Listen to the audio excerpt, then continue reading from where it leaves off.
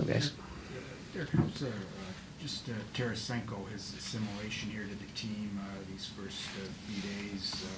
With a veteran like that, I mean, I imagine there's less concern about things like that. Yeah, veteran, but really good person. Obviously, pre-signing him, signing him, do a little homework on him, and the genuine person, very well liked everywhere he's went. And been good, good addition. I give him a little credit. He's probably evolved in his career, where he was an offense-only type guy, maybe lean a little bit for the offense, and I think he's seen winning a little bit, what winning looks like, and watching him back in Florida last year, and he's F3, he's above the puck, so hopefully he can bring some of that to us, because I think it's an area we'll probably need to grow as a group. How do you handle the PTOs, like guys like Watson and Chason? I mean, how do you put them with different people, just see what they have, or kind of chemistry maybe they have? Yeah, maybe chemistry, but just plenty of opportunity. You treat them like anyone else. Experienced older guys, they've kind of been through everything. I remember earlier, it's a never-ending matrix on the roster. I had him in a fifth line with some young guys, and I went to explain what I was trying to do. He's like, I've seen it all. You don't have to tell me. I've been around long enough. I get it. So I just think there's that experience. They understand, take advantage of opportunity when it's provided, no matter what it looks like. Obviously, he was in a little elevator role the other night, which I'm sure he appreciated. But going forward, I think Watson, Chason will just take any opportunity, not necessarily. Chemistry is probably more of where they are in their game right now. You put Berggren with Comfer and Tarasenko. What sorts of things are you looking to see out of them? Yeah, not a whole lot with that. A lot of our practices are dictated on, or lineups are dictated on games and trying to get some special teams. So lineups are fluid. I wouldn't really look too much into any of our lineups or pairs, forward pair, deep pair going forward. What's the communication and dynamic like with the AHL staff around and kind of helping out? Remarkable. Obviously, Dan Watson, I've had a relationship for years. Dan was my assistant in Toledo.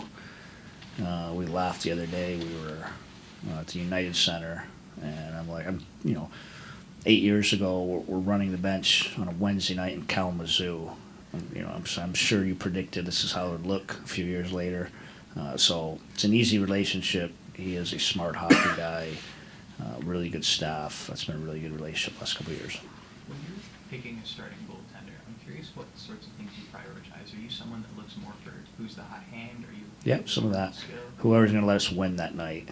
You get the odd time in a volume. Obviously, you might play a goalie who isn't your potentially best chance because you're trying to get some rest or you're stretching out energy levels, but no, it's about winning. Obviously, we went through an experience where every point truly matters last year.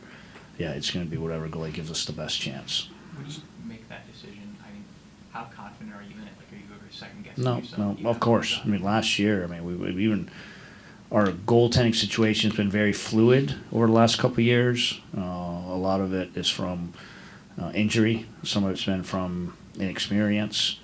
So that there's been many a night. You got to kind of go on your gut instinct and go with it. Okay, so do you and Dan run the same stuff, or it's like, yeah, or you got it different? No, to a T, and really? I like it, and I think it helps.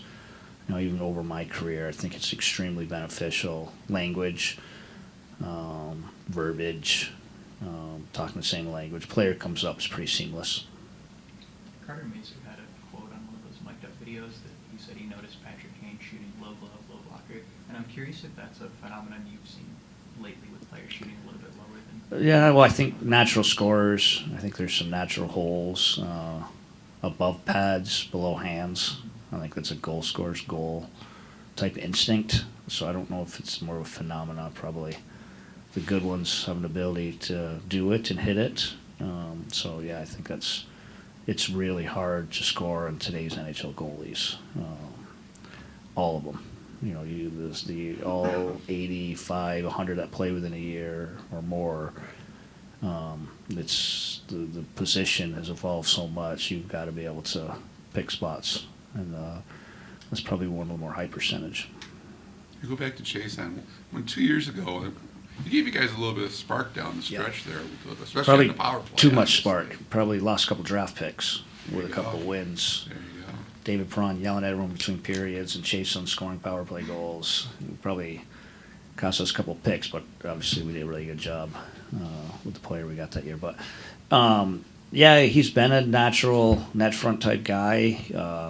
He has good instincts. I appreciate him in that time is the other areas in his game. You know, he was hard to play against. He's a bit of a bigger body. I think even you can see the two PTOs we have in camp here, just the way we're built. I don't think it's an accident. They're both a little bigger bodied, maybe complement some of our other players. What's the biggest challenge for him, having missed it the whole year? Pace, compete. I give him a lot of credit. He's ahead of where I probably expected him. I'm missing a whole year, and I will see him in a game. But he's a smart hockey player. He's a veteran. He's experienced. Just crazy. Even watching back some game, but even practice video, and just to see those older Chason, you know, we're here trying to teach younger guys, you know, neutral zone coverage, just the proper angle from in, out, and stick positioning. You can see those type of older guys are there already. So he's done a really good job. And I've been impressed with where he's at, but I'm not surprised. You know, just some experience there. Have you seen, like, with Kaner, I mean, he was really excited about getting this summer. I mean, have you noticed anything more with Unbelievable. even a little bit more than you saw, like, in spring or whatnot? This camp was designed to be extremely hard. I think we've had two very productive camps since I've been here in the last 2 years, you know, hence our really good starts. But this one was designed to be a little bit harder, you know, asking the group for a little more where we were last year. And I'm probably a little concerned about some of our older guys maybe. And he's been he's pushed it. I think it's a credit to having a full summer where his conditioning is. He just told me, and man, he's been in this league a whole time. He's like, this has been the hardest camp he's ever been in, and he said he feels great. So he says a little earlier to the rink, a little later leaving the rink on some warm up and some cool down, but I'm taken back where his conditioning's at. So it's good on him, and it's a good sign. So why'd you do that? You just wanted, I you just thought said- it was important after what happened last Well, just a little more. I'm sitting here asking the guys for a little more, and we put a little more into what we've tried to accomplish in camp here. Thanks, Joe.